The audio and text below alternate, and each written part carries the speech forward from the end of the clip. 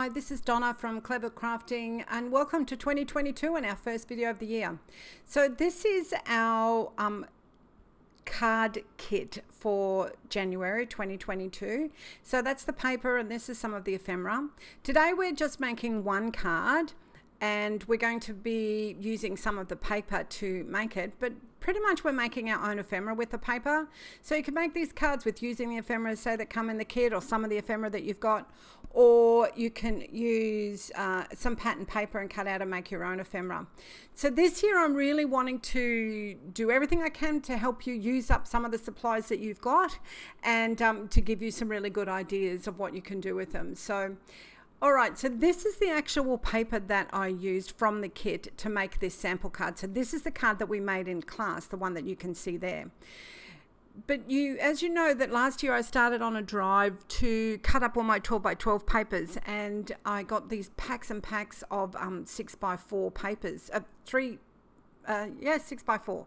Sorry, I couldn't understand that. And these pieces, though, I didn't want to cut up into those pieces because the designs were probably too big for cards. But it's these types of pieces that if you've got in your stash that you'll be able to use to make your own ephemera. So in this card today, I'm going to use this piece to show you that you can use what you've got rather than just what's in a kit as well. Not that I don't want you to buy my kit, but you know, you get what I mean. So I'm starting this off today. I found some paper in my stash that matched. I love that lovely jadey color, but I didn't want to waste it all. So I'm actually going to make a frame of that and put it on the front of my card base, a white card base, and it's going to make it look like it's a green card from the front. You'll see when we're finished. So I'm just using one of my metric rectangles, and this is the second largest one, just to try and decide what one I want to cut and how I want to use it. So you can see that I just lined that up on the paper, and now I'm just going to cut this piece out, and I'm going to cut this beautiful little fairy. So I've got a lovely little granddaughter that will just love this card, and with her birthday coming up, it just seemed a perfect time to make one. So I'm just going to fussy cut. Now I know that a lot of us don't like fussy cutting, and to be honest with you, fussy cutting was never my favorite thing either, but I love the result of it now, and the more you do of it, the better you get at it, and it's kind of a bit relaxing just sitting and doing a little bit of fussy cutting, particularly if you've lost your mojo, you know, to go and get some of those older papers and cut them up is fun. All right, so now I'm just popping 2 colors down on my craft mat here, the one that I got from Aldi here in Australia for $4.99, and I'm using peacock feathers and shaded lilac distress oxides. And that's simply because these 2 colors went beautifully with my background paper. You can see up there in the upper left hand corner a piece that I've already worked on, but this is a design that I've decided I wanted to run with today. So you don't actually have to use distress oxides. In fact, you don't even have to use ink if you don't want to. I mean, you could use any dye inks would work for this, but you could also use any paint or watercolors, or if you've got even acrylic paints, those cheap acrylic paints watered down. You could also just use, if you wanted to, felt tip pens, if you have some of them that are the right color, and scribble them on your mat and add water and do this. Now, clearly when we're doing this type of work and with water, we would normally use water paper, but I'm not using watercolor paper here. This is just standard cardstock, and you can see I'm just drying it after my first layer there. Oh, it's nice and dry. But what I've tried to do is limit the amount of water. So I've just got my water brush, and I only gave a tiny little spray to my inks. So this way I'm not going to have too much water on the paper. The reason I'm doing this is because this is going to my granddaughter, who inevitably is going to throw it away.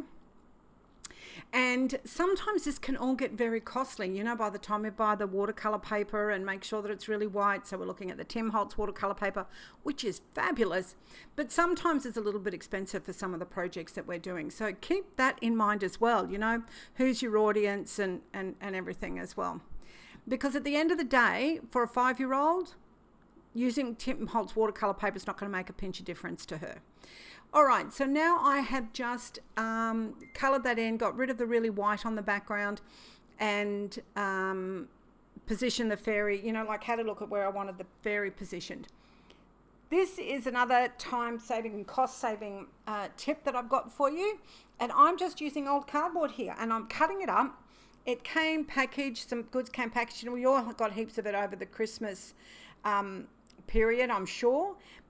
But in this particular case, I'm using a bit of electronic equipment, a box from Electronic Equipment. Just cutting it up and sticking it on the back instead of using the double-sided foam tape. I did cut a lot of that out to save you from having to watch it. Just seeing where I want it positioned again on my card. You will notice that my image, my piece of ephemera here, is too big for my card. But that's okay, because I'm going to trim it down once it's positioned on there, which is what I prefer to do to make sure that I've got it, you know, just right. And here we go, just laying it down and going to give that a nice little push with my glue there. Okay, so I'm just using the Happy Birthday dies, that standard set that I love to use for everything. And I think the stamp that I'm going with is It's Your Day. So it doesn't actually have to say Happy Birthday, and it doesn't necessarily have to be a birthday card or anything. So it's a really good thing to do. So this particular frame I cut using the largest of the metric rectangles and then the number 4 metric rectangle, and that gives me a bit of room to put the top layer on and no one will see that the inside section is empty, and it gives me a really good sized piece of cardstock left over of this lovely color that I can use for another project. I am just lining that up and putting it on so it is covering the whole of that front to make it look like that's the color cardstock. You could, if you didn't have the cardstock, use ink to ink up the edges.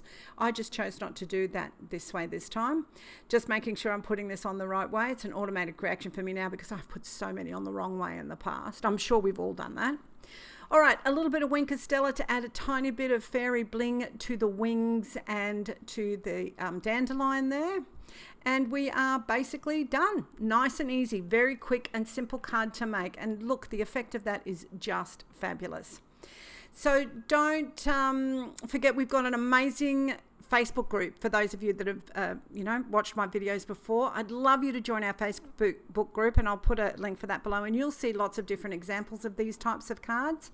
I'll also put a link to all of the supplies that I have used at the bottom, but please keep in mind you can use plenty of stuff that you've got at home. This is a nice easy card to be able to do that with. All right, so 2022 is here. I hope you all have an excellent one. And as always, I'd love you to stay safe and happy crafting. Bye.